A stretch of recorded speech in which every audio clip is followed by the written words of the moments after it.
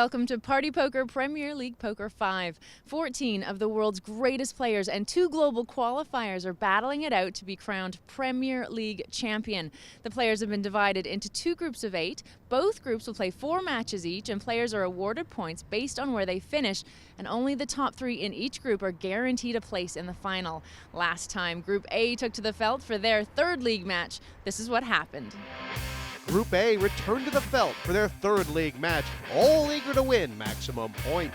The league standings after 2 heats saw Phil Laak and Tony G joint first. Sam Trickett joined them in the top 3. Andy Frankenberger was down in the playoff zone along with Erik Seidel, and down into the elimination zone was Eugene Katchalov, Mathew Frankland, and Luke Schwartz. Heat 3 got underway with some players desperate for points to help keep their Premier League dreams alive. It was Erik Seidel who took the first big chip lead. He made a flush on the river and induced a bet from Luke Schwartz. This is a pretty weird hand. Schwartz is doing some stuff, that's for sure. I don't know what his plan is here. It's become a really tricky spot for Luke, hasn't it? Because Ace-King obviously does have showdown value, but that 10 of diamonds gives you the opportunity to kind of bluff out a lot of hands that are beating you. Yeah, well, I'd say that Ace-King doesn't have a whole lot of showdown value, pretty much no matter what the action, unless Seidel like check called like the ace, jack of spades on the turn. That's about the only thing I can imagine it beating. My guess is he's trying to get Seidel off like 8s or something like that he thinks he might have after calling that bet. Flush is good. Oh wow, he called his hands. It was then Sam Trickett's turn to take the chip lead when he picked up jacks and came up against Seidel's ace-10. Now, there's a question of, we saw that Seidel was looking like he didn't want to play big pots. I wonder how much trouble, is this a cooler for him here? He's called in the big blind. Now check called here on the flop. Well, it was a cooler, and now it's going to be a little bit harder. We're going to lose a ton of money. I mean, he's still in a tough spot, but that 6 is going to slow Trickett down a lot. 1 bet 25. And with this hand that Trickett has, you want to be getting 3 streets of value against a 10? Yeah, generally speaking. If that wasn't the turn, it'd be absolutely 3 street value for sure. I mean, and now it's just like a question of how often does Seidel have a 6? How often is he going to hero call down with a 10, etc. And that 2 doesn't really make that much of a difference. I mean, Seidel's not going to have a 2 very often. At this point, it's just whether he has a 6 or a 10 or not, and what he's going to pay. How often he's going to pay off the 10. 1 bet 62. And it looks like he does go for 3 streets, and in fact, he does bet about 2/3 pot. And Seidel, he obviously is going to hate this. Calling, and he's called.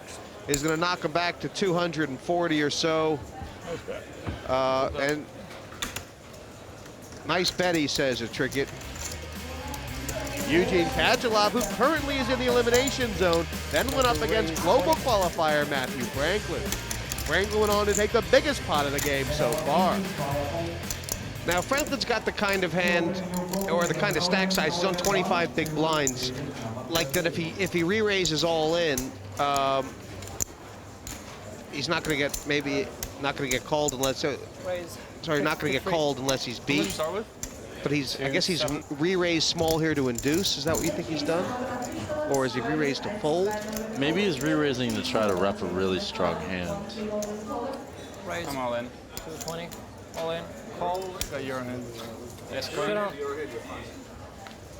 It's good news. And if Franklin loses here, he's going to get a 2nd bagel in a row. I wouldn't say his Premier League is over, but it's not far from it. He may be reduced to having to win his last match. This is everything for him. One of the better flops that misses him completely. And that makes it dicey. Well, he hit it. That was certainly one of the biggest cards of his young poker career.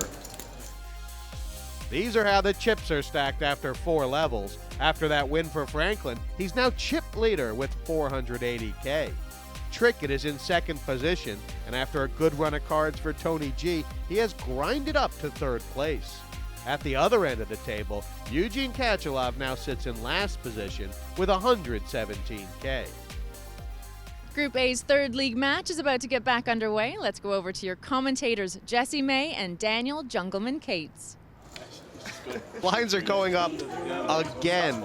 The 5 and 10,000 level didn't crack them. This is now uncharted territory for Premier League Poker 5, Daniel. Do you think any of these players are guilty of playing too tight? Maybe Frankland, actually. He's playing Yeah, the too Jack tight. 7 fold is a mistake here.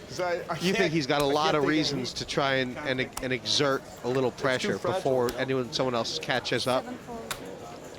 I think he'd be able to get away with it, that's for sure. Someone's got to bust sooner or later. I think it's going to happen in the next, like, 10 minutes. Well, all Luke's got in him is an all-in right now. 11 bigs. And Seidel's just printing money from his button right now. He made it 33. I make it 87. 87 raise. Net. As soon as I've said that, now we haven't seen Laak's hand. In your mind, can he ever be doing this with the intention of passing? Probably not. I don't think Get so. on, you have like $8. I don't think so. I think he's got to call it off. It's like kind of similar to the other spot with ace-queen, really. Yeah. It's just not going to raise full that stack size. And in Laak's case, being that he has 20 points, you know, if it happens, it happens, right? Right. Yeah.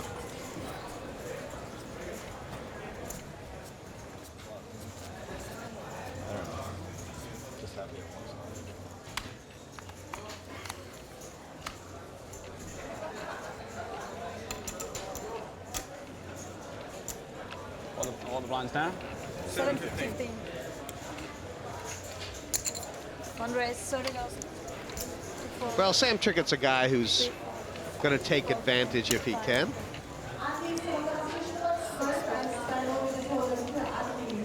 And this is kind of a decision for Frankland. I mean, if he moves all in, Trickett has the same chips as him. I know he's got ace-king, Daniel, but getting his chips all in the center right now, all of a sudden his Premier League is on the verge of over again. Playing how much? 470, I think. I mean, it feels, I don't know, it feels like there was a call there for Frankland, no? Or is ace-king just too big? You're gonna have to put your Premier League on it. Ace-king's pretty big. Trickett's definitely considering shoving here. I mean, he's thinking to himself, you know, this guy does, they're playing the same stack. This guy does not want to die right now. It's amazing. I mean, I think Frankland, after he made that and Sam started tanking, Frankland did get a little paler there. That was, you're not fun. You're not loving it. I wonder if there was a call there from the big blind with all Frankland's chips, or maybe that's just really a weak play. I don't know. I mean, like, Daniel, it's obviously one thing to 3-bet against a guy who you have double the chips of, which Frankland has like nearly against everyone at the table. But he had the same number of chips as Trickett. Like. Yeah, that's true. I mean, that's another reason for it probably not to be a bluff, I'd say. Katchalov's moved all in under the gun, ace-8, and everyone at the table is praying for Laak to call. My guess is he's never intending to call. He just wants the people behind him. I have no idea what he has, but he just wants everyone behind him to know how much it is.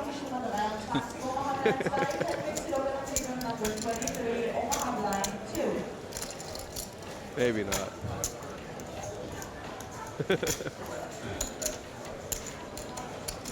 What would you call with here? What would your range be? Laak has 331 in his stack. Did he shove from under the gun, right? Yes. Okay. I would say Maybe like ace jack plus. 117. Well, Laak's called him with the king queen, trying to break the bubble. Oh man. Oh, I'm surprised he called it king queen. I wouldn't have called it that So myself. 118 or 17? I think Eugene's like a little bit tight here There you go. because he's from under the gun. And it's almost... What the hell? Even Tony G said, what the hell? Katchalov can't believe it. He's got a huge smile on his face. Last thing I had 2 sixes. That's the last thing I expected, he said. Yeah, even these guys are surprised. Well, instant service, Phil Laak, and you could kind of say that's the way Eugene Katchalov's Premier League has gone. No one's calling there. He doesn't deserve that. Sorry, Eugene. Yep. Yeah, it just goes to show you that sometimes it pays more to be lucky than to be good. 3 queens for Laak, and we have lost our first player. Eugene Katchalov fixed on 9 points. His Premier League's not over, obviously. 25 points, almost certain to make the top 5 spots, but that's going to be a big ask for Eugene in his 4th heat. We've just lost Eugene, and with 0 points for this heat, that gives you 9 total, I believe. How is that going to situate you for the final heat? Well, I think I'm obviously going to need to get probably first place in the last heat to have a chance. So I guess I'll probably base my strategy around that. All right. Anything that you would have done differently in this heat? No, I think, my hands kind of played themselves. Just, kind of ran pretty bad. It's okay. It happens sometimes in poker. Good luck in your last one. Thank you. The atmosphere at Montesino in the Gasometer complex is hotting up. The tables are full, and at the heart of the action, Premier League poker continues to play out. We are now down to 7 players in Group A's 3rd league match. All I need is just some paint and I'm favourite. Oh dear. So sick. You waiting for me? What have I got to do to show you I'm not waiting? This is where I test my luck. Welcome back. Eugene Katchalov has been knocked out in last place and leaves with 0 points. He's now in a precarious position on the league table. 7 are left in the Premier League match. Back over to your commentary team. It's now, I guess, clear exactly why Tony G brought the rabbit with him, so he'd have someone to talk to when Eugene Katchalov left. It was sort of... I feel like Laak and Tony aren't taking this as seriously as like Frankland. Right. Frankland doesn't look like he's having much fun at all, or it's like all business over there. But I don't know. It just seems to me that Laak had such a much better chance of winning this heat as long as Eugene Katchalov was hanging around with a short stack. But I don't know. Shove all in from Schwartz. He's way stronger than he needs to be here. He could easily get called by... Oh, How many you got? Trickett's got an ace. I've got less than 10 blinds. Less than 10? I think so. He could easily get called by Trickett and still be way ahead. As it turns out, he wouldn't be. This is kind of a snap call for Trickett. I mean, this has to be a snap. It's more like a begrudging call, I'd say. What's that? It's more like a begrudging call. I mean, it's not. I mean, you're Really, not on thrilled. eight big blinds? Yeah, I think he has to call, but he's not like thrilled about it. King Queen is hot tonight. For nostalgia. You deserve this hand. You deserve it. Yep. Good luck, mate. Luke, you got a lot of heart. I'm rooting for a queen. All I need is just some paint and I'm favourite. Yeah? Just a bit A paint. little bit of paint. Two paint cards. Anything too. 2 paint cards, As long as they're not 2 the to same. 3. King Queen always beats it. It should do. And there's some non-paint cards that are good too. Two paint cards. Schwartz, this is it for him. That's a good one. Jack is the super Oh paint. dear. The jack in the door, and then it's 4-4 in the door and window. 9-10 is your best For hope. the quads Running of 10, 9 and a half. Yeah. You need to work now. Last 2 heats. Schwartz is going to end up... Oh, he's got an out. No, he doesn't. He's dead. Assault,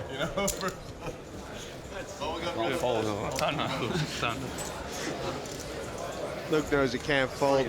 He's going to grab 2 points. That is going to put Luke Schwartz on 5 points. Look at that. He made the straight on the river.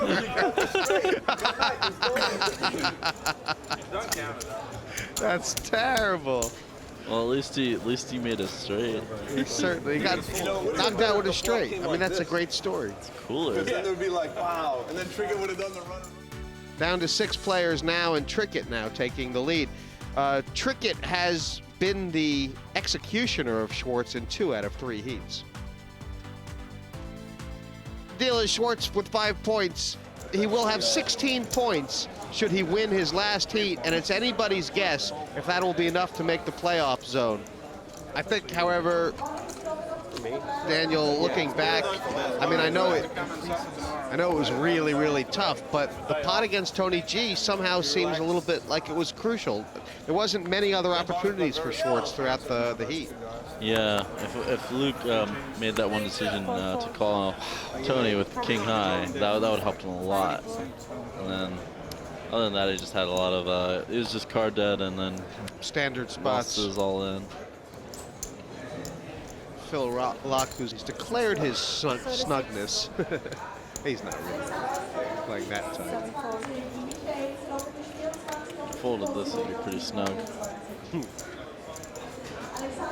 Trickett with the dream.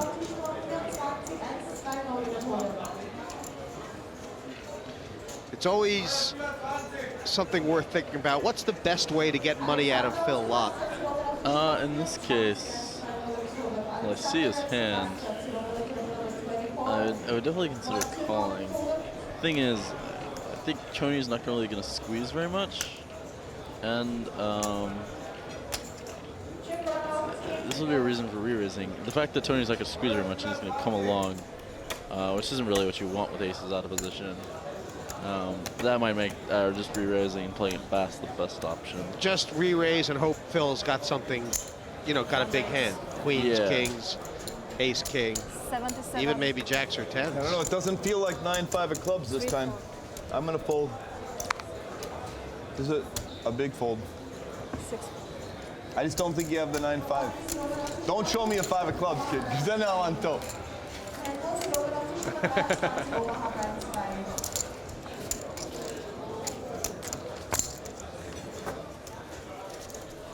Where's this camera gone right?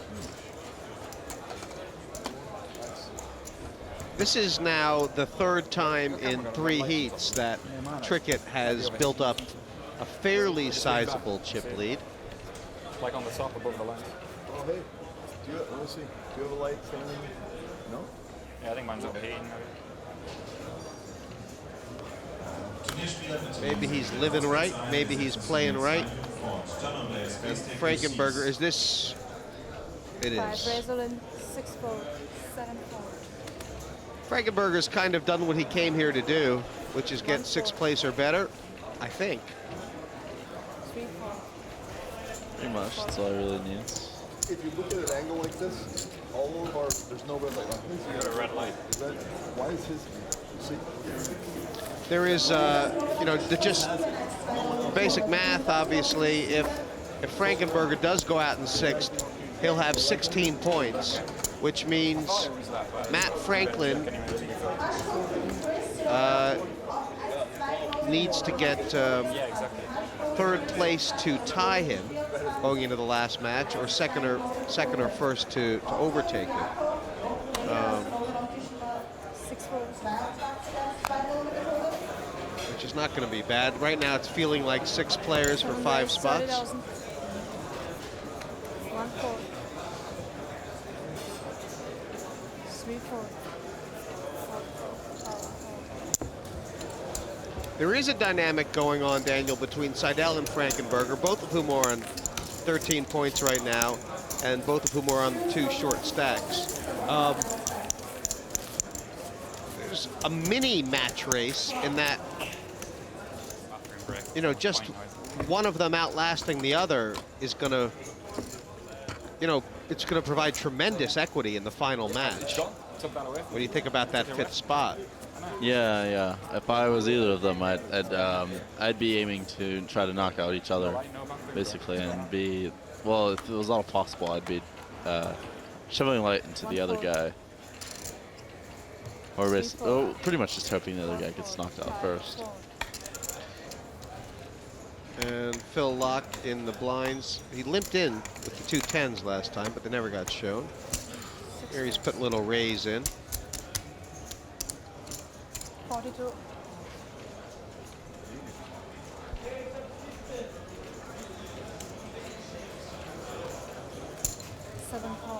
And what do you think of this play by Frankland? He's actually got Phil covered here by over 100K in this hand. Wait, what happened here?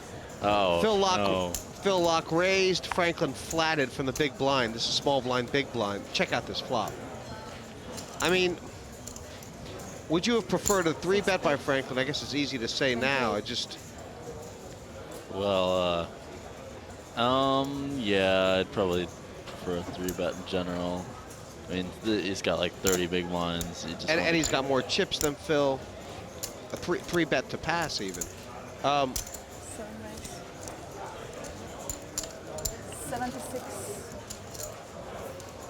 Phil's can't believe it. He's flopped the nuts. Look at him shaking his head. I'm pretty sure I'm not folding. So it's just a question of calling or raising. You have a fortune. I have kind of a fortune. This is going to be amazing. Frankland's got Phil covered here, so it's not going to be all in, but it's going to completely turn this group wide open because Seidel and Frankenberger are going to love this. I was thinking the exact same thing. Just love it. I just get this sense, Daniel, and obviously he got a cooler here. You know, he's in this tricky spot with the ace king against Trickett. I just have this. Whatever, I'm all in. I just have this feeling that Frankland's just got himself in some really tricky spots with the league standings compared to his stack. Look at him. He can't play. It's a cooler. This is where I test my luck. Yeah, that's disgusting. It is pretty disgusting. He's going to lose for the speech. Yeah, the speech might kill me. I think you've drawn dead. I'm drawn dead Yeah, too. Nice game. You can't be that confident with the nuts on the flop, buddy. I know. It's just too. Obviously, if the board pairs, He's got me Frankland covered too. So I do goes get 3 from points out if I die. to in. Still in it for the. Now he's still going to have chips back no matter what, Frankland. So true. He's right. I know. But this league is going to be turned upside down. Seidel and Frankenberger want. Oh, they hate it. Franklin loves it. I qualified for the Boom. That was amazing. That was always going to pay. And for Franklin now, he's feeling pretty good. Nearly $1 million in chips.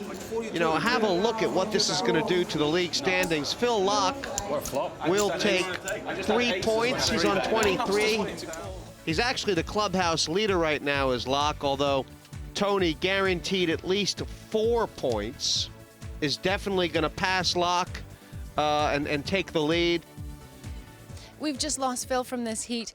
If you could go back in time and play differently, would you do anything different? If you're going to start playing hands in a spot like this with cash game, I'm not talking cash game, just points, the survival, and the fact that I had so much of a lead, it's sort of like I'm up on the mountain, kind of, I can go for that short pass, but wait, that could cost a fall. Why not just go and know I'm going to come in 4th or 3rd and then just, you know. So I don't know if the climbing analogy even works because a climber's never going to take us a route that's going to increase, you know, where he's going to fall or whatever. You've got one more heat left. If they use even 30% of that, I'm surprised you guys had tape for that, you know? I love the interviews. I really do. Good luck. Thank you. Thanks. Phil Laak leaves Montesino today with 23 points and now the possibility of dropping down into the playoff zone. It's getting tense here in Vienna as the action continues. Welcome back to Premier League Poker 5. There's 5 at the table as Group A's 3rd league match continues. Let's head back to your commentary team. This Group A 3rd match has been a lot of action and a lot of big surprises. I've been thrilled to be joined by Group B's Daniel Cates. Daniel, 5 players left now. What are the important dynamics for you? Well, the most obvious thing there to notice is that Andy and Erik are like really short, so they're going to have to be really cautious in where they're putting the money in. And then the big stacks, certainly the guys that have the more points, they can be a bit more comfortable in general. Well, depending on how big they are, really. And then they can also use their chip advantage to like pressure the shorter guys into folding more. Matt Frankland only on 8 points, but the big chip lead now. What would you do if you were him? Do you look for him to power forward or try and lock up maybe a top 3 spot? Well, depending on how big his chip lead is, I would say that he generally probably wants to like look for good spots to get his money in. But if I was one of the other big stacks, I'd really like look for spots to put a ton of pressure on him to make decisions for a large portion of his stack. Because if he makes a big decision that's incorrect, then he like really kind of screws himself in the Premier League. He'll be bubbled maybe even. It's high pressure right now for all the players involved as this Group A match goes to a finish. Players coming back from a long break as the blinds now go to 10 and 20,000. Wow, that's big. And Daniel, Erik Seidel, Andy Frankenberger, you mentioned them both on short stacks. Does Seidel have to play really tight until Frankenberger makes his move? Not really tight, but just Why has Tony G called? Is that do you find that bizarre? I do find that bizarre.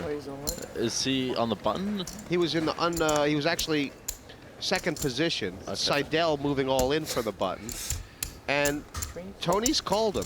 I fell for it. Yeah. I guess the money goes in no matter what here. I fell for it.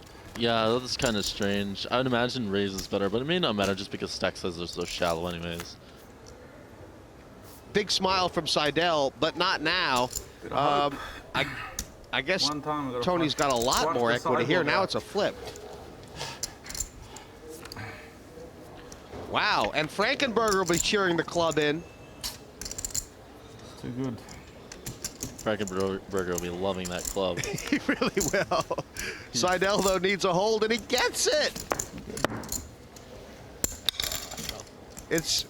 I guess it's amazing. You don't see this stuff certainly in cash game poker, where players are rooting for when 2 other players are in a pot. They have such a vested interest in what happens. You'd be surprised, actually, for more than one reason. Sometimes for like spite kind of reasons. I'm sure it happens at least. And then like if there's a fish that's all in, you're almost always rooting for the fish, honestly. Tony G's a little bit. He's down at 210,000. Tough decision. I wonder what Tony G's. You know, he's on 24 points in a sense because the next player out gets 4. But if he is the next player out, you know, the leaderboard gets thrown really wide open. Because at that stage, either Trickett,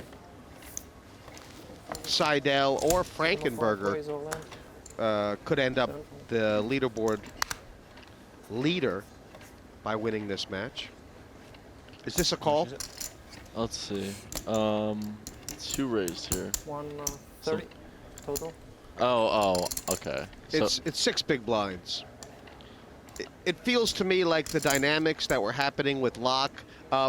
Trickett has a real vested interest in Frankenberger getting knocked out, so he might want to take him on. Oh, Trickett's not folding. There's no chance. Okay. Wait. So the decision was whether to isolate or not, and he has decided to even isolate against Erik Seidel's stack. It's about as good as I could ask for. Yeah, I think it's a pretty simple decision for Trickett. He's pretty happy to see a7 right there.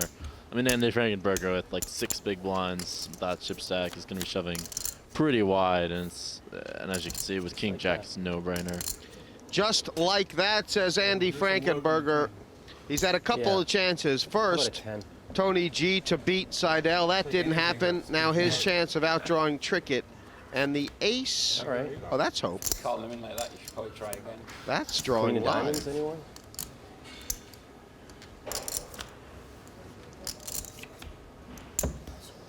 Okay. Quick day 2 here on the 3rd match. One more battle. Of Group A for Andy Frankenberger. He'll still have a lot of opportunity, but with 17 points, I believe the likelihood is that he may be on the outside looking in. 4 left, and all these players now guaranteed 6 points. Tony G on the short stack, and Seidel, who has been limping along all the time, now actually top 3 is big for him. We've just lost Andy from this heat, and now you take 17 points going into the 4th and final match. So how is that going to sit for you? Well, there's not a heck of a lot of pressure on me. I know that I just have to play very well. The strategy's simple. Make a deep run, and I'll go through. If not, going home. Are you happy with your play out there? Yeah, you know what? Day 3 was a particularly lackluster day for me. There were very few spots for me to do anything. Literally, if you look through my hands, it was 3-8, 3-8, 2-7, 2-5. I folded the big blind 3 times with 2-5. It just didn't catch any cards, and when I caught cards, I made big moves in the end, and the last one didn't work out for me.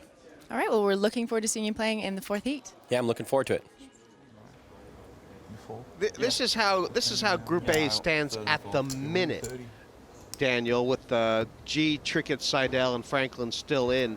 I wonder about Tony G. Tony G will have at least 6 points here. Does it benefit everybody if Tony G gets knocked out right now?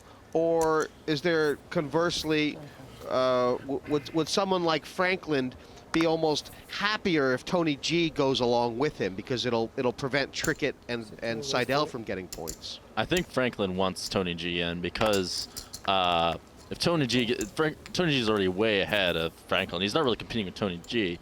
He's competing with Sam and Erik. So if Tony G gets more points, that's good because he takes them away from Sam and Erik. But if Sam and Erik get points, now he has a possibility of getting bubbled. And definitely, as far as Seidel and Trickett go, they are concerned with each other. There has been a couple of pots they've played. We remember earlier in the match, they played some key pots together.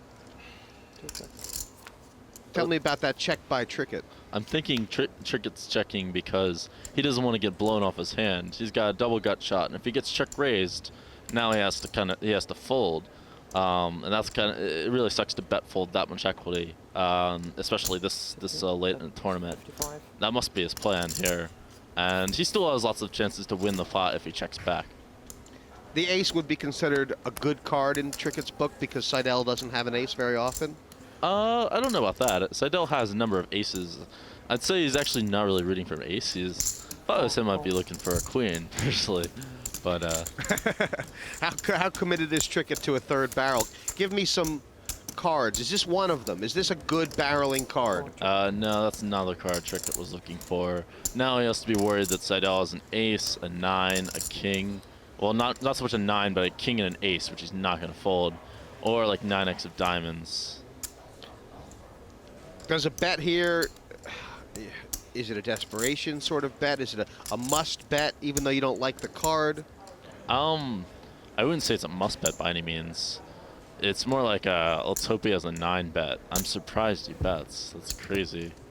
And I just can't see Seidel calling.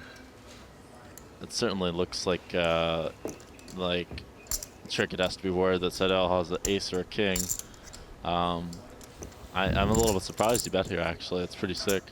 Now, Jungleman, you remember a pot earlier between these two where Trickett went for 3 streets with the jacks? Yeah.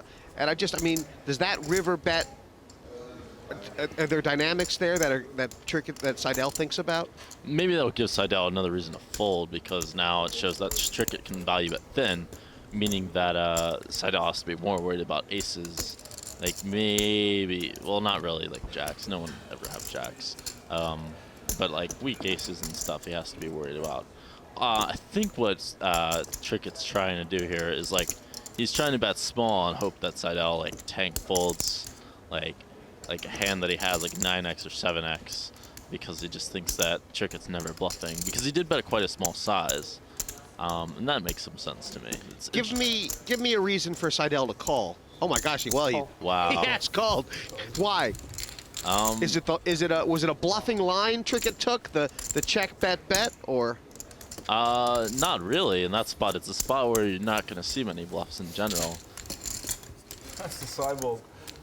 Well, I thought he had, and I thought he'd fold. Seidel's hand looks like it could easily be an ace that's trapping, or like it could be a king, or even a backdoor flush occasionally. 9x of diamonds. Big call. Are you impressed with that call, or do you think Seidel's just stubborn?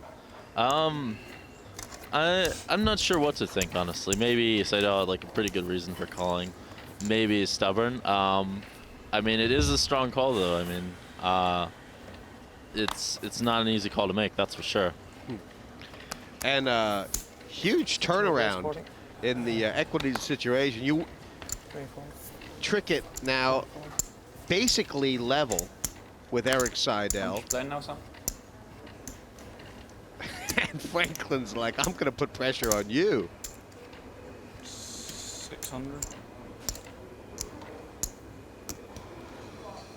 6, a little bit. 630. 640. I mean, the question Franklin just asked, basically, Trickett's playing effectively 30 big blinds. Not sure how should that's why he's chosen to call. I assume so. Maybe he just doesn't want to raise, fold his hand. It is a hand that's playable to just call. I mean, yeah, you can easily just call it. Obviously, they have the exact same hand.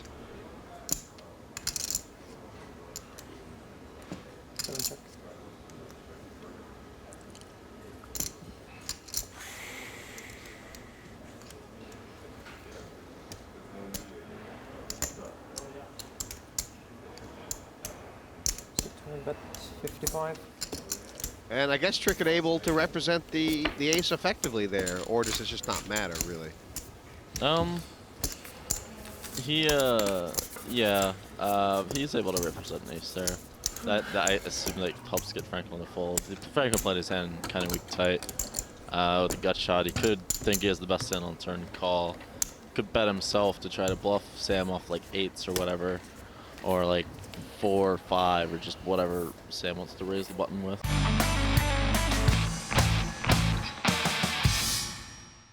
Welcome back to Season 5 of Party Poker's Premier League Poker from the beautiful European city of Vienna. Group A's third league match is underway, so let's get back to the action.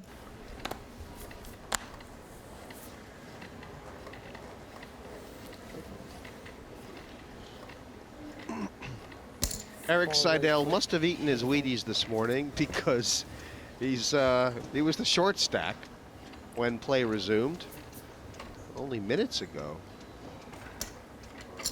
And it didn't matter.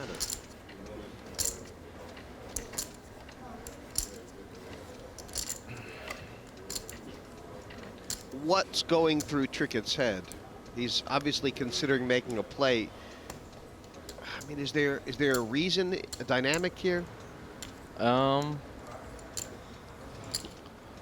there a reason? Maybe he has a tell on Erik.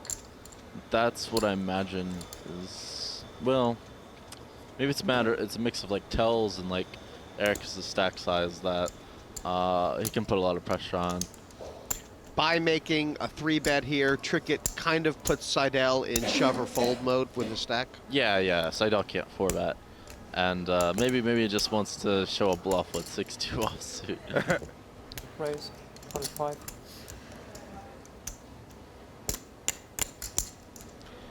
It's a big question to be asked. Obviously, we know Trickett doesn't have anything, but Seidel with the 2 3s, it is an interesting question because 3s does have a lot of equity as a shoving hand, doesn't it? Yeah, it does.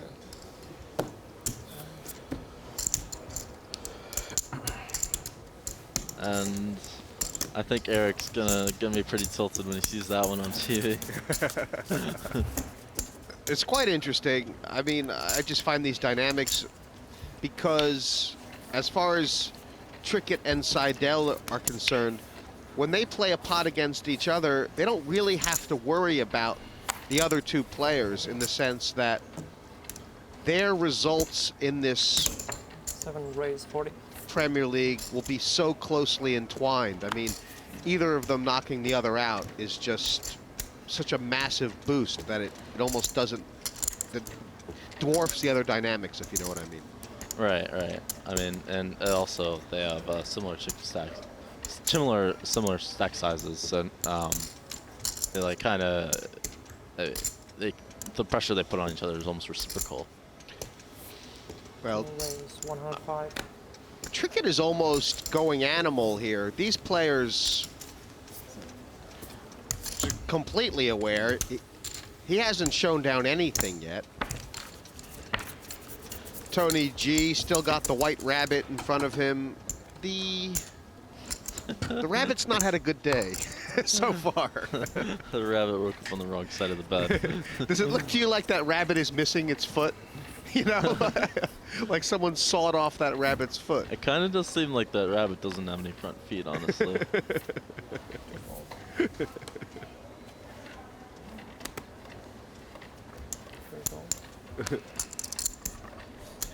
Boy, Tony G, who was all smiles coming in here this morning, has really quieted down.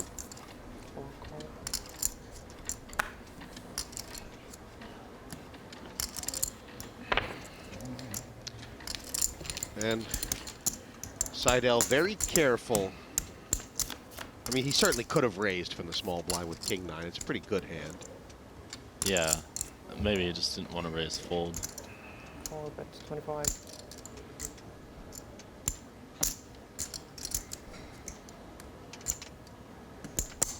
Call. This pot already 90K. Call check. And that's, I guess, just your only option really if you're Seidel is to kind of check fold there. Actually, you could bluff. I mean, it's a spot where you probably, seeing a wide Franklin calls, like he has to wonder whether Seidel, he has to, it's kind of difficult for Franklin to really put Seidel on a bluff if he decides to bet the turn. And seeing how wide Franklin calls, he can have a number of things that will fold the turn, actually. Bet 50. Of course, just binging the 3-outer on the river is always helpful, right? Yeah, that's usually how you want to do it.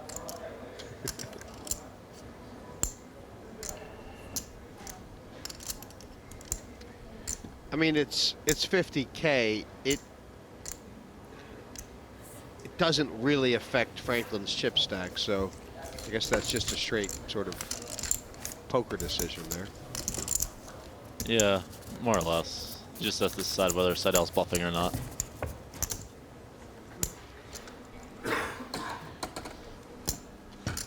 Because they have similar points in the standings, Trickett and Seidel, you kind of think they'd both be taking maybe similar approaches, but Trickett has been ultra aggressive and Seidel has been ultra careful. Which do you think is the better tactic? With the way all these guys are playing, I like being aggressive. Like no one's really like, no one's really stopping Trickett at all.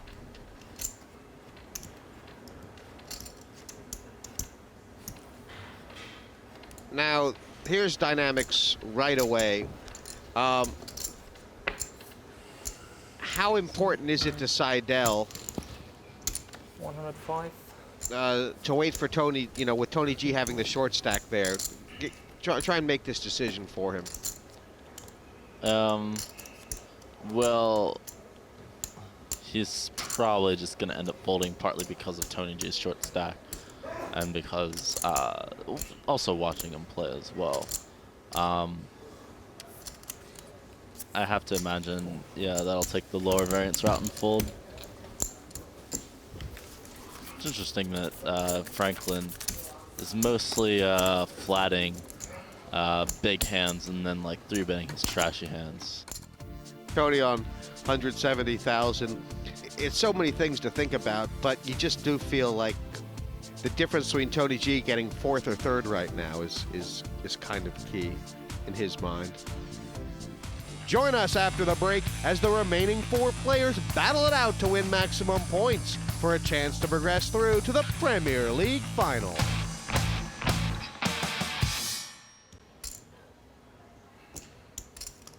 Tony G, Daniel, was, and he's the only player, obviously, in the Premier League who's played every Premier League.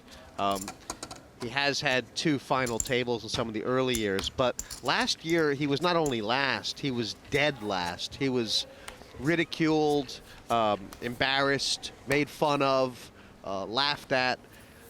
For him, making the final table this year is probably kind of important, you know. Yeah. When stuff like that happens to someone, I have to imagine people don't like to be made a fool out of. So he's gonna come back, and I was thinking, all right, I'm gonna show these guys. Yeah, I'm not going to let them make a fool out of me. I'll bring my stuffed rabbit. That'll show how serious I am. You can just see it all, how it all works.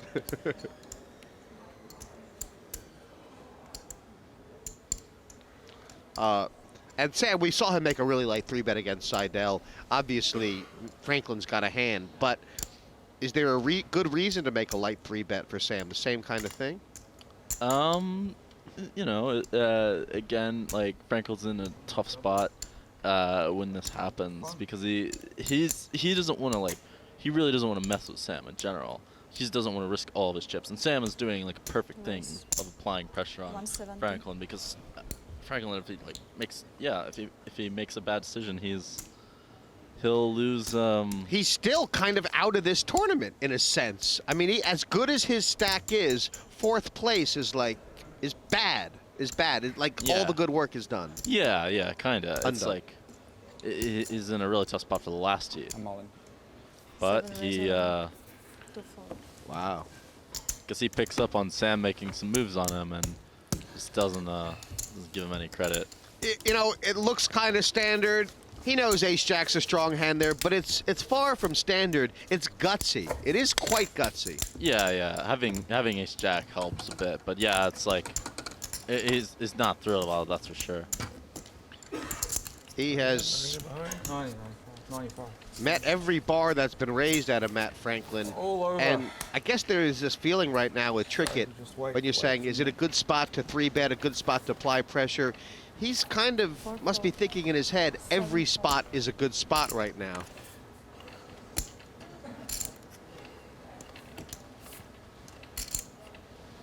$95 more, so 125 total.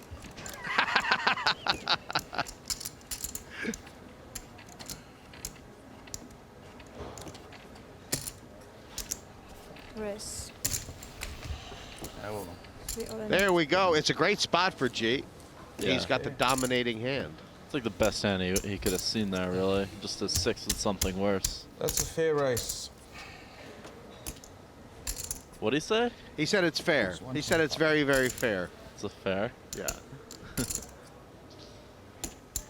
250 in there for Tony G. Anything but the jack, you feel? 6 is a good card. Well, actually, it doesn't change much. It's like a brick, almost. It's a nothing. Yeah, it's almost like taking a card away. That's a good card. Yeah. Because it takes away Trickett's Jack of Hearts. Give me a few chips. You guys can keep waiting for me. There's a smile from Tony G. The man. Everyone's waiting. What have I got to do to show you I'm not waiting? Right, you're waiting for me.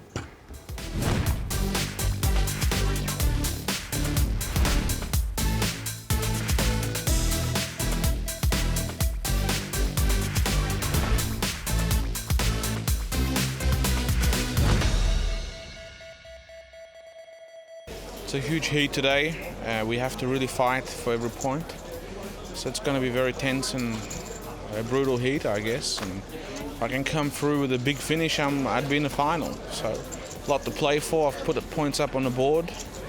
I've got to prove again that I'm the best. He's like cayenne pepper at a barbecue. He just can really make things pop. He likes to get in there and harass the players, so he creates challenges. He creates a lot of tension at the table, and it's really funny. I think he's a bit spontaneous. I don't really know what to expect of him. He's a lot tighter than people say to give him credit for. So if he can hit some hands, you know, he'll definitely do well because no one believes him, basically. Let's take a look back at some Premier League poker history and a big Tony G moment in Premier League poker too. It's exciting. You got that red jumper on, it's like a bull. I'm all in. Oh, poor. Oh, here you go, Alex. Wow. All How right, much is now. that? I'm like Big blind. 90% to call. Because the blind is weak. Yeah, it's too big blind. 45. What's Tony got?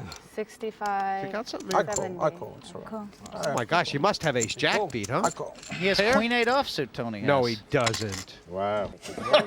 I can lose. Queen 8 offsuit. That was a sick call. Commitment. Annie Duke moved in for That's about a 119,000. I don't understand what's going on. I think that all reason has escaped. I don't understand this. I mean, this is ridiculous. It's a $100,000 raise, and it's been a raise and a move all in, and he called with the Queen and an 8. This is bad poker. Phil, just a clarification here. If Annie and Alex both go out, Annie will finish higher than him as far as the points go because she has more chips. Yeah. Pretty good upset committed. Where is my cards? Come on. It's coming later. The ace jack's good. And That was, I don't know what Tony G was Date thinking. That night. was just a Come on. ridiculous call. I mean, about really a 5? bad. 5 is really hard. 6. Queen 8-5 beaten me. Queen, an 8 and a 5. You have 9 outs. Ace and Plus it's over. backdoor. Yes! Wow. Come on, baby. That's the Queen one. 9, Tony. This is not even poker. I mean, that was I just knew one of the it. worst So calls good. I've seen. Let's see what's the river now. No ace. I got Makes two. it Wow. better. You would have beat me on Queen 9. The Queen good news 9 is and I a half. had more than you, Alex. That's Wow. my only good news. Wow. Queen You're- 9, yes, Tony. sir. This That isn't is how poker. you run I mean, that. I can't Queen 9. commentate It's good this. for you. I mean, what is that? This is what everybody wants. I have to do it for all the players at home. Yeah. This okay. is whatever. guys- This isn't yeah. even poker. I mean, That's what that I- was that's such what a I bad did. call that I just can't even believe it. I can't even believe what I'm seeing. I can't even Now, commentate. Phil, I mean, even though I know, but even no, though also it's just a Kravchenko lot ended up of with a his better chips. hand than Annie, worse if, she it's will worse get if it's three Annie points, wins. and Kravchenko will get 2. Well, that's all right. yeah, that was sick. Annie's going no matter Wow. what. But for Kravchenko, I mean, he's supposed to triple up there, and you know. Tony, you deserve it. I had the right odds to call. You deserve it. I knew you were going to win. I had no doubt, even when the This flop isn't even went poker. 10-7-4, I don't no even know doubt what you to were say. gonna win. Mathematically, it's correct for me to call. It's not That's the scary mathematically thing, if I correct see for him to both call. hands. It's not even close. The Russian and the American walking out. Look at that. On your bikes. I have to learn. It's time to go. It's time to go. Someday, Alex, we can be good enough to make that call. That was pretty sick. He was risking over a third of his stack. Yeah. That was pretty nice. I got to learn how to win with that Queen 8. Now, back to this season's Premier League poker. And after the win against Sam Trickett, Tony G still in a precarious position. Low stack with 250K. He will need some more big double ups to get back in the running. Anytime you want to volunteer those chips, Tony. I'm resigned to 4th. I'm not. I'm happy.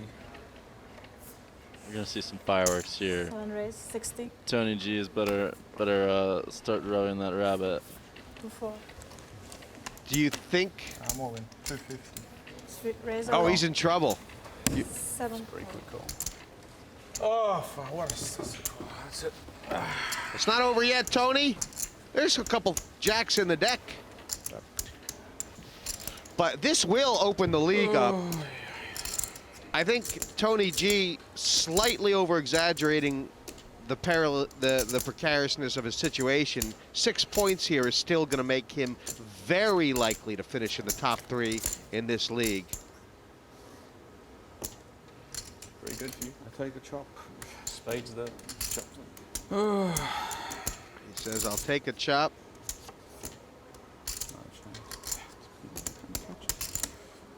An 8 and 10 for the split. Jack for the win. That's all there is. And the queen plays. 6 points for Tony G. He'll be back for the 4th match. I think he should take a little more heart.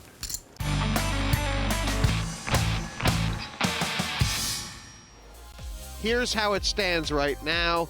Obviously, the Trickett, Seidel, and Frankland still on the table. And if you think about the points being allocated, 16, 11, and 8, this is huge. If Franklin gets 16, it throws everything wide open. I mean, talk about the different combinations here. What do you? Yeah, like if Franklin wins, especially, then all the points get way closer. And now, the last heat is going to be way. There's going to be like almost everyone will feel the pressure.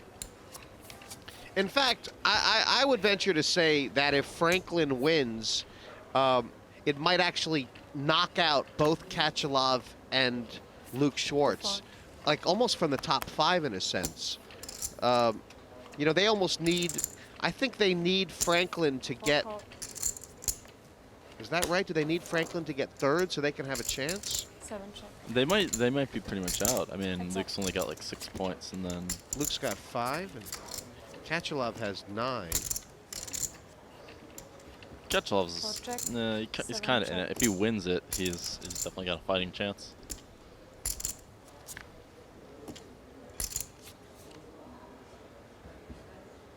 Check. 7 bet. 35. This is sort of an interesting way to play it. Seidel limped in with the king-queen from the small blind, Daniel, and now he's checked twice. The second time check call. Yeah, this makes sense actually. It looks like Matt's making a cheap steal on turn. And then, so this check call makes sense. He's just trying to catch Franklin making a bluff. And then pre-flop, he probably doesn't raise fold or really raise call. So he's maybe looking to either a limp call or a limp shove on Matt if he decides to bluff him when he limps.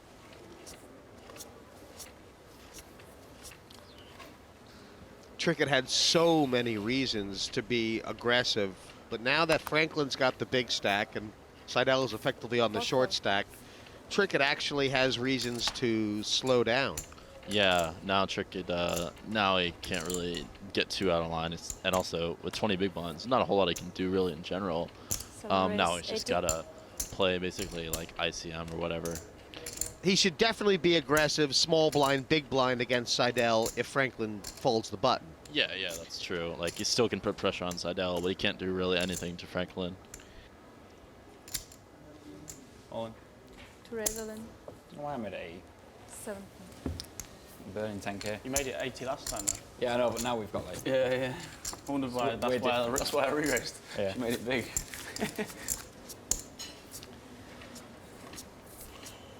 Andy Frankenberger currently in 5th position with 17 points. Trickett and Seidel will pass 7 raise 60. Frankenberger no matter what. But if Matt Franklin were to go out in 3rd,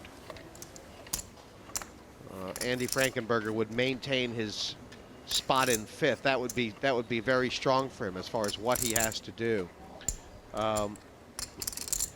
And if you start to add up all the points and you try and figure out what will 5th place end up being at the end of 4 Group A matches, would you make a prediction? Is it? We're thinking about 24, 25 points perhaps.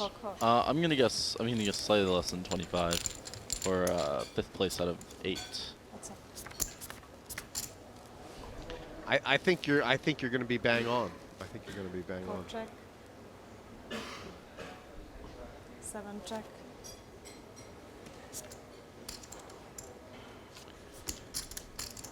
And if that's true, basically you could say that if any of these players make the top, well, Franklin has to win, but for Seidel or Trickett, not going out next would almost guarantee them a top 5 spot.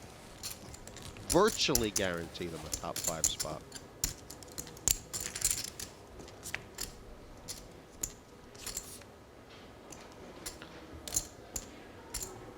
So Seidel bet the turn and Franklin just called with a set, a turn set. It's a huge card for it, wasn't it? Yeah, I think he thinks he could raise for value, but because of the way stacks are right now, yeah, he's just slow playing and trying to get Seidel to bluff.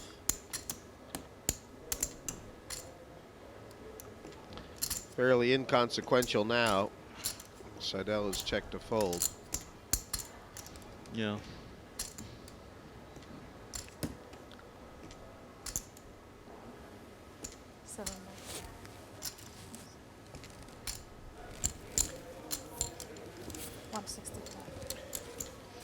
And he lays that down.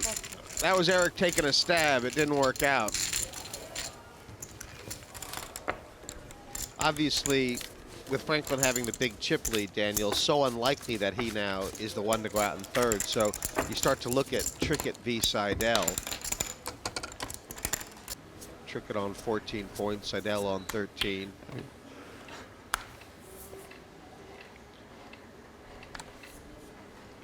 And also, you start to think that Andy Frankenberger's in a lot of trouble.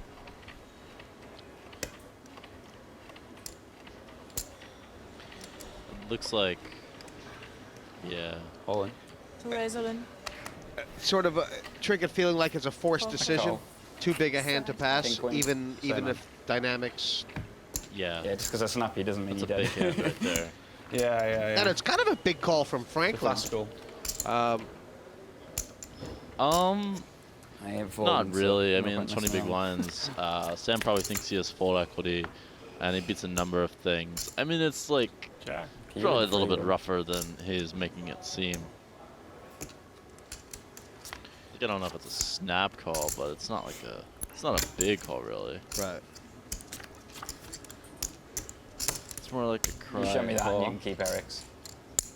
Doesn't really want to risk like half his chip stack with the hand that's almost always like 40-60 or flipping versus whatever Trickett's shoving with.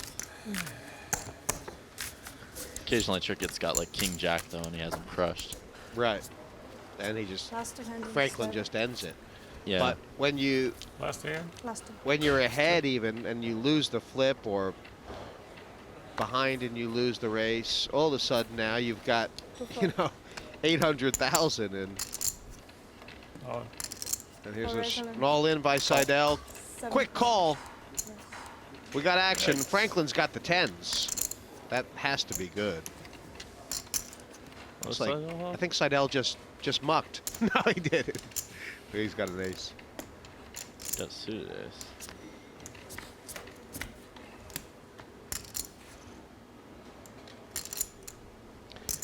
Well, for Erik Seidel, third place, that'll be well deserved. He was, I think he got aggressive in some really interesting spots. Made that fantastic call against Sam Trickett. Latter stages, perhaps to ensure getting at least fourth, and now with third, 8 points. You beat your curse. Huh? You beat your curse. Yeah. Erik Seidel will be on 21. And for Franklin, the big smile. Have a look at the league standings now. Seidel in the top 3, but that won't last because Trickett guaranteed 11 points. And for Franklin, I guess, Daniel, he can either finish here with 19 or with 24. We are heads up here in Group A's third league match. After the break, Sam Trickett and Mathew Franklin continue to battle it out for the maximum 16 points to add to their score on the league table. This is for big stakes. Matt Franklin's got the chip lead. He has not taken a low variance route. And for Sam Trickett, he has been with a big chip lead in the Final Four every single time. So consistent in this Group A. But Daniel, do you see anything in the stats here? It looks like Sam's three-betting quite a bit more. He's being more aggressive in general, really. And is winning more pots, which may matter more when the stacks get shallower. Certainly if Franklin lets him take a bunch of small pots, that'll help Sam a lot to come back from this large deficit here. Sam Trickett was actually watching alongside me when you got heads up in your last group match against Yevgeny Timoshenko. And I said, well, this is Jungleman's spot. He's maybe the best no-limit heads-up player in the world. And Sam said, even the best no-limit heads-up player in the world is going to have a lot of trouble with 10 big blinds and a 4-to-1 chip deficit. Yeah, that's the big thing here. I mean, I think Sam's a great player. If he can, we'll see if he's got to still run reasonably well to win this and have some things go in his favor. But I think if he can keep winning the small pots, that is going to help him a lot.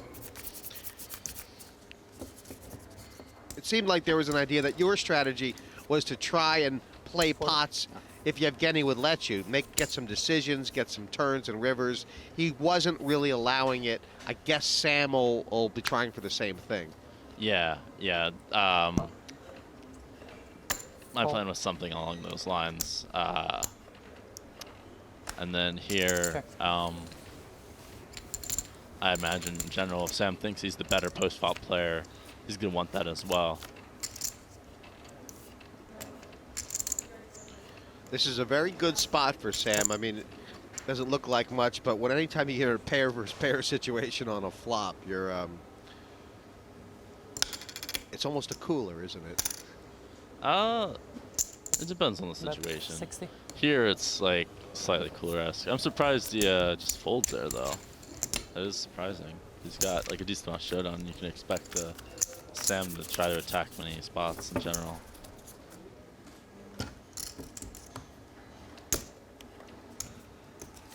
It's quite funny. I mean, I've obviously, like most people, watched you play a little bit of heads up on the internet, and you would probably never in your life limp the button in a heads up cash game. Is that accurate?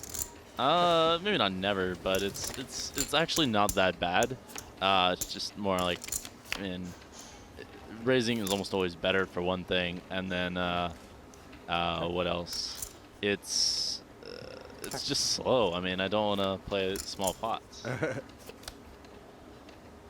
And then, I mean, once you get shallower, though, when the stack sizes are shallow, that's when game starts to change. You can't suddenly open every button. You have to start folding buttons, limping them, etc.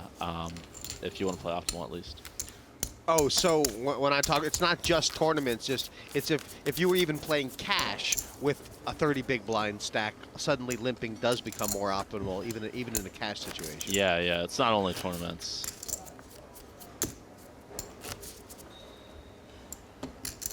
It's kind of like when you're running out of time and you only get 21 hands a level. You almost gotta. It's kind of like Sam taking really high variance marginal decisions. You know, even in a situation where he's trying to play kind of small pot poker. Just tell me if I'm sounding like an idiot. I don't know what I just said. You're saying Sam is making some high variance decisions? No, I mean that deciding to raise there, he was like, well, I should probably fold, like you were saying, but instead he. Maybe it's a little bit high variance. That's not that high variance. Like if he were to shove, it'd be fairly high variance. Here he's slow playing.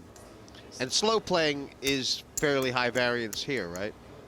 Or just so standard? I think it's pretty standard. I mean, Ace is just such a monster right now. And then Matt's almost always going to see bet just as he did. Now that you've turned your two aces into three, and it's really hard to imagine getting on by fast playing these, you just have to call, right? Yeah. And just hope that maybe you can get some kind of bet in on the river or something. Yeah, be looking for Matt to run some kind of bluff.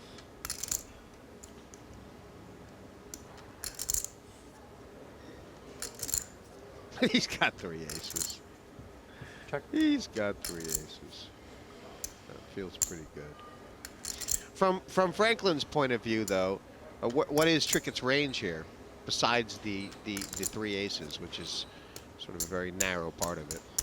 Trickett can have like 8x, King X. I suppose what Franklin is thinking, he's thinking Trickett calls, he shoves his aces to a min raise. He really should too, shouldn't he? I mean, it would be really odd for Sam to have ace anything right now. Yeah. You know, he might not even slow play ace king. In fact, he probably wouldn't.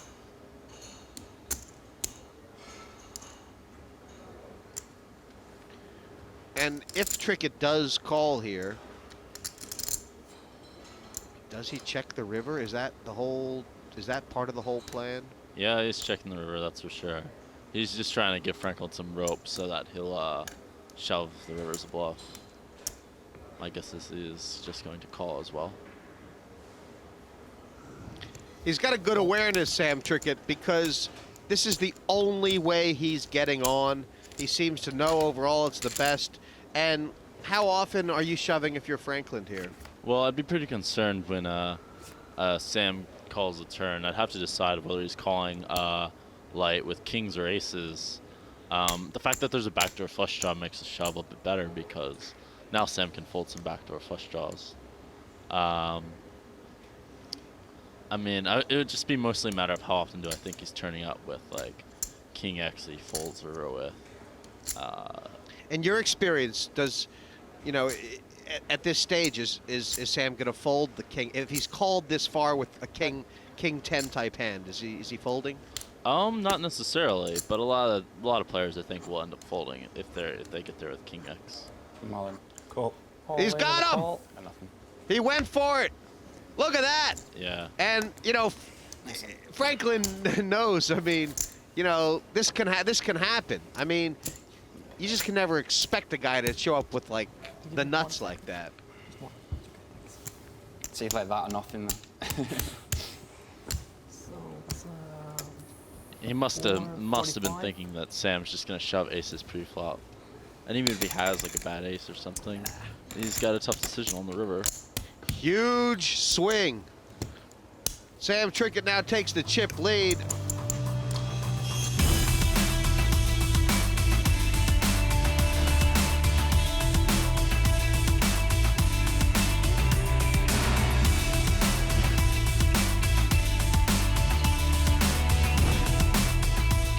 I first got involved with poker. My friend introduced me. He'd run a bar, so he asked me to come down and play like the local tournament. And I did so, and it started going well in there, and I got hooked on it. Sam Trickett went on to win a number of prestigious events, including the Party Poker World Open 6. Well, okay, we're seeing the money's going in. Yeah, let's get that money in. A 9 comes off. Ace 8 2 pair. It is over. Well, and you should have done the flop. It would have been over anyway. It is all over. Sam Trickett has won the title. He has now gone on to become a dominant force on the poker circuit. 2011 just went about as well as it could have gone. In January, I straight off the back I won the high roller and then came second in the super high roller, and I was winning the cash games too. So that started well, and then I continued like with more final tables and winning Partouche and what have you. And I was winning in Macau too, like big cash games out there. I was winning there too. So I had a really good year and everything went to plan. I've done well when I played on the TV before. Like I'm feeling really confident. It would be brilliant to win Premier League 5. It's a prestigious event with all the best players here in the world, so it would be up there with my all-time best achievements.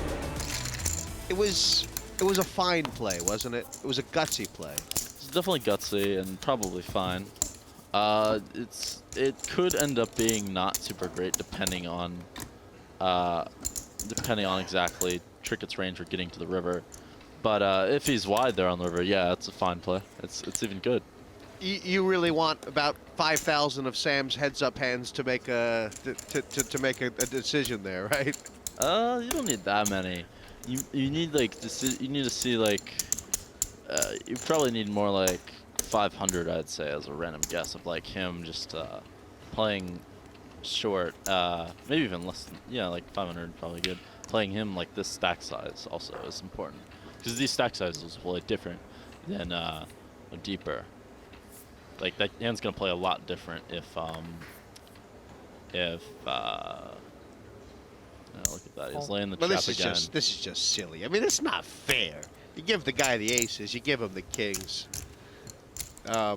Maybe Frankland deserves, like, to flop 2 pair here.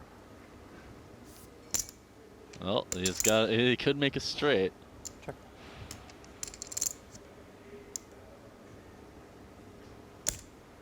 $50. He just checks fold his gut shot.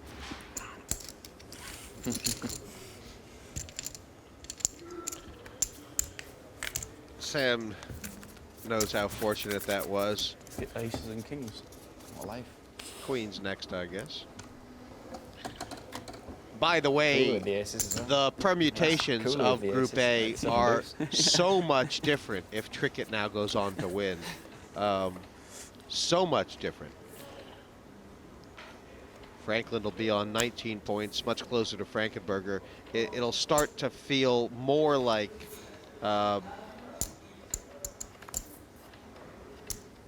Sam Trickett and Tony G are like 9, I think. Guaranteed for the final table.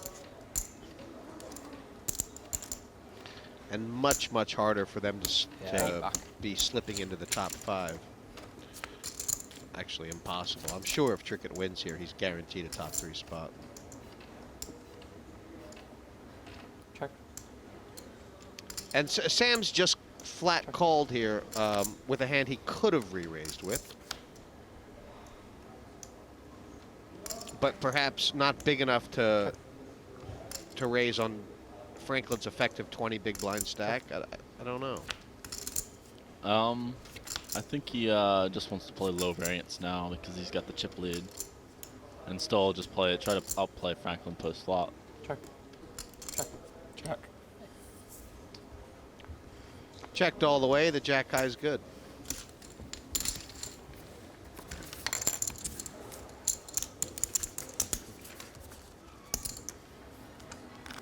Have a look at the league. Of course, we were talking about Franklin getting 16 points to wedge himself in there to the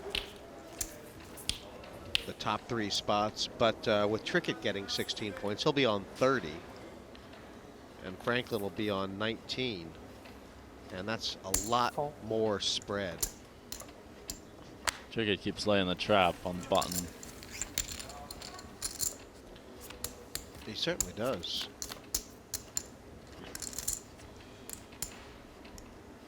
Check. Check.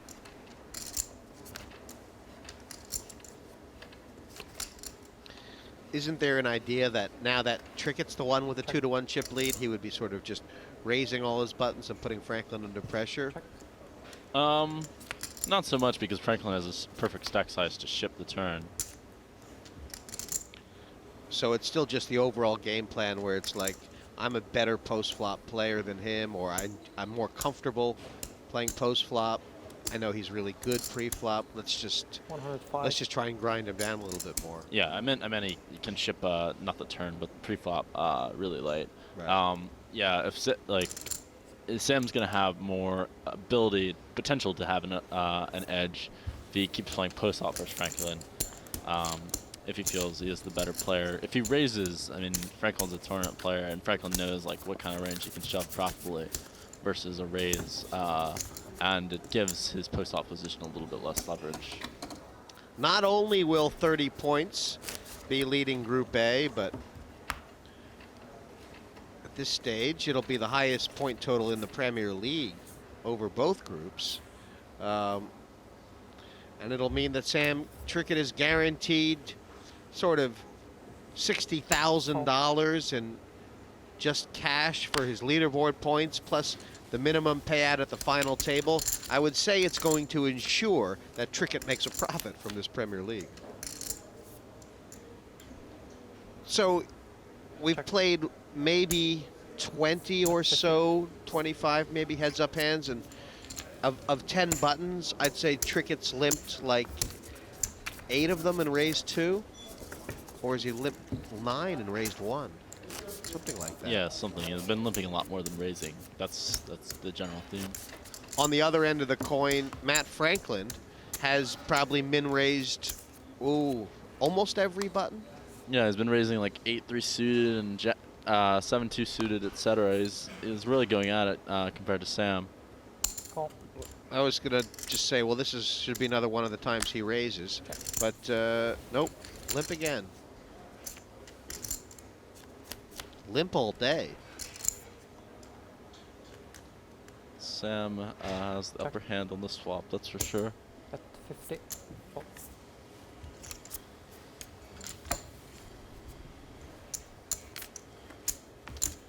Not for the first time, we've seen these Premier League players trying to put as much play into the heads-up as possible. I think on some level we're coming to expect that the heads-up affairs would be kind of bash 'em, but they haven't proven that way.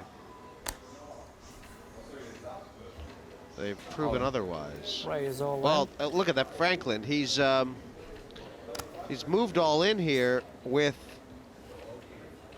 boy, 18 bigs. That's the kind of range that usually you would be you'd think the guy would have like a small pocket pair or something like that. Yeah, yeah. I certainly wouldn't think you'd have like King 4 offsuit most of the time. Yeah. Cool. Call. And then Trickett makes the call. It's a big call for Trickett because it was such a big shove that I guess he's thinking, well, he's racing all the time, but you know, he must have thought there was a possibility that Frankland had a hand like this that he could be dominating. Yeah, that must have been what he's thinking. Maybe he's just thinking Frankland's not going to shove anything really that good.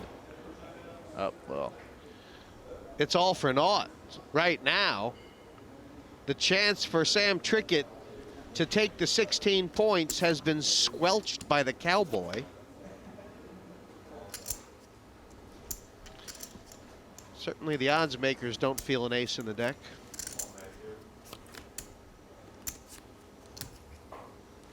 And there's the role reversal.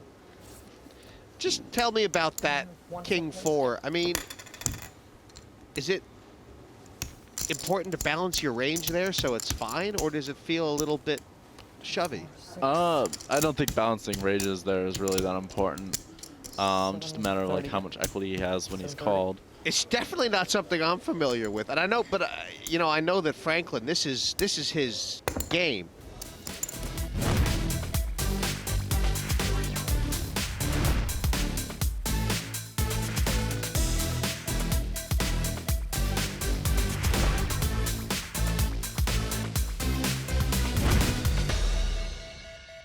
My achievements in poker so far are quite limited, but I have got a third in the English Poker Open for £77,000, and in this year's main event I came 121st for $56,000.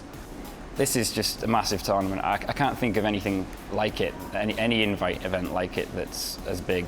I mean, just look at the names, every single one of them is an absolute poker hero, so it's a privilege to be here. My journey here was quite a long one. I started with a 700 qualifier online on Party Poker, and then I played a 10,000 sit and go with 6 people. We played down to 3 people, and then joined with another 6-person sit and go, and then the winner of that got the seat, and that fortunately happened to be me.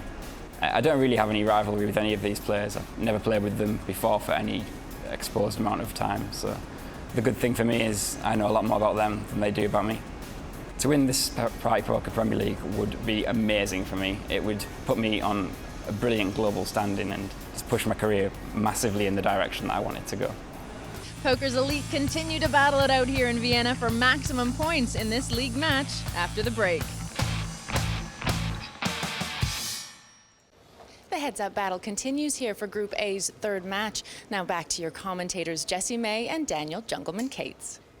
There's been some play in this heads-up match. As Daniel Cates has pointed out, Frankland has taken more of a pre-flop approach, whereas Sam Trickett's going for the post-flop approach. There's been 2 swings already. Frankland gave up the chip lead and has now taken it back.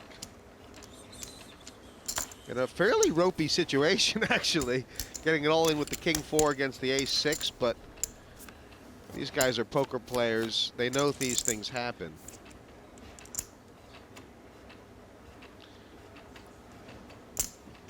Strange for him to check fold bottom pair in the 1 situation and now lead 60. it. That is absolutely right. What would you... Trickett could raise to kind of get it in, or call and look to take the pot on a later street. What do you like overall? With these stack sizes, I like call because there are a lot of runouts in which he can win the pot.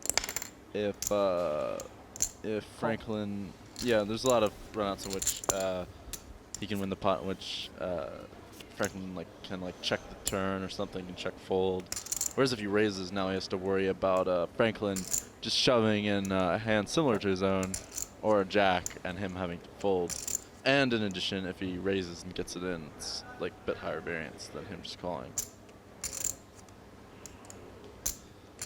Franklin's checking. Assume he's not folding if Trickett bets. And how different is betting now than maybe betting on the river? I mean, you just kind of have to bet there, huh?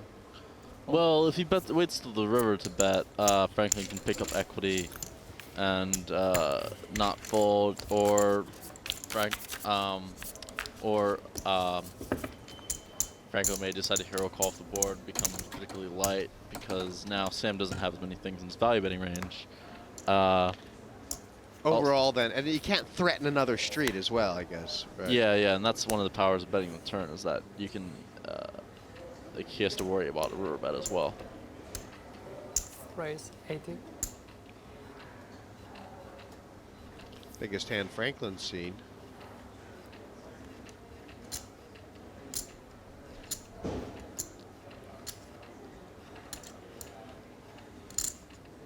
Sam's got one of those crazy looks on his face.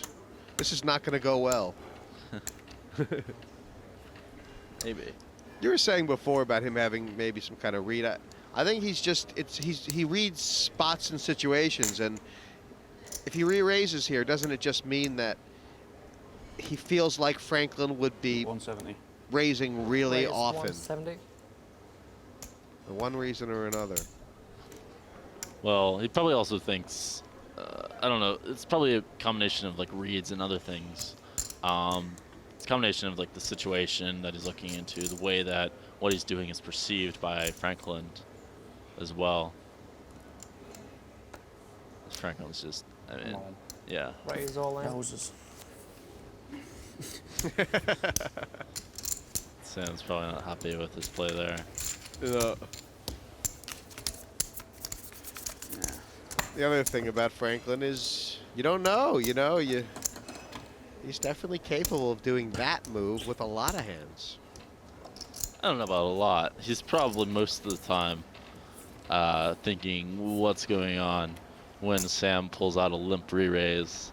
It's not exactly what he's expecting. I think in general he'll probably be a little bit tighter than normal when Sam does that, because he thinks that Sam doesn't really do that often with a bluff.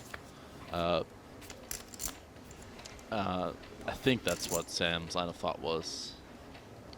Now Franklin returning the favor, starting to get his fair share of hands and flops. 55.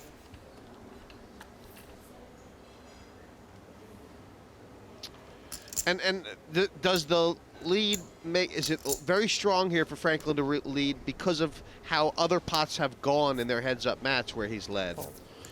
I would like checking more with the way Sam's played. Sam has just been attacking pots in general.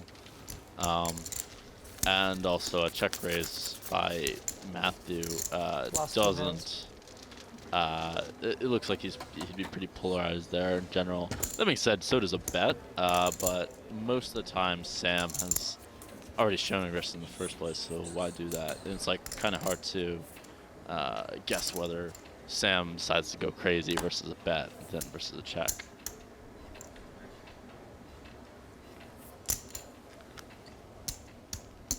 Raise 80. Franklin just taking up the pressure a little bit, and Trickett 21 bigs. Call. Makes it very hard for him to 3-bet and pass.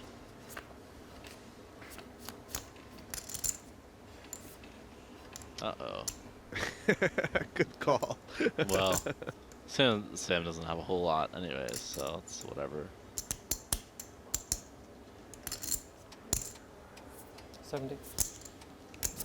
Twice now. Is that twice in 3 hands where Franklin's essentially flopped the joint?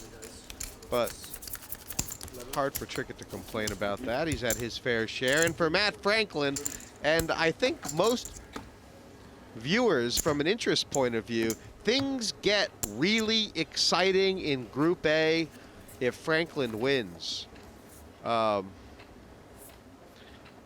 It's essentially like a match to the death as far as the 4th league match goes for Group A.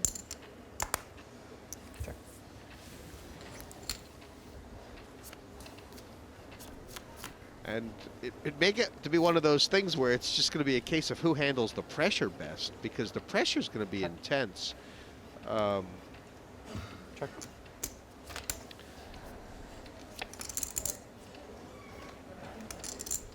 We were trying to put sort of equity numbers. Ooh, here's an interesting hand. It's gone check, check on the flop. 70.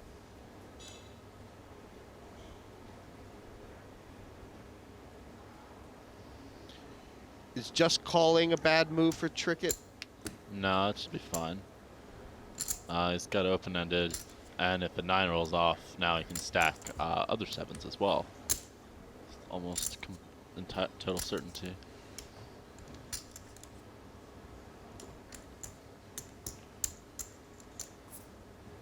Wow. Guess Trickett didn't think he was getting quite the right odds. Guess you wish Patrick had thought that when he had the, what was it, King 8 against your aces. Yeah, no kidding. In retrospect, yeah, but I'd rather him call King 8, obviously. Blinds are going up to 30-60 now. I mean, it's been very clear cut that both of these have different approaches to the heads up, do you think? Yeah. Frankland's playing a lot different, a lot more pre-flop aggression, and a lot less stealing pots post-flop, that sort of thing. Whereas Trickett's trying to play a post-flop game, it looks like. Blinds now 30-60. I mean, this blind move from 20-40 to 30-60 has put Trickett to 10 bigs. Well, Trickett will definitely shove. I mean, I guess it's such a big hand, he might. All in. It'll just look fishy if he does anything different. Call. Quick call. Got a flip. Got a flip. Sick. What are these hands? Second time I've picked him up like that. I did that against Erik and I had 10s. Like, it's the only times I've picked it up like that. Both players will be fairly satisfied with this. For Frankland, a chance. Big chance. No. Could be worse. Yeah. And Trickett quite happy to have Hurts me more from here. 4 full outs. This is going to be good for poker fans because Group A is open for Matt Frankland. 16 points, Daniel, and this is going to be really exciting as things go on. Yeah. How do you feel like Matt played overall? He played pretty solidly, a little bit tight. 11. You know, he got his money in well. And it ended up working out for him, and he was also very patient as well.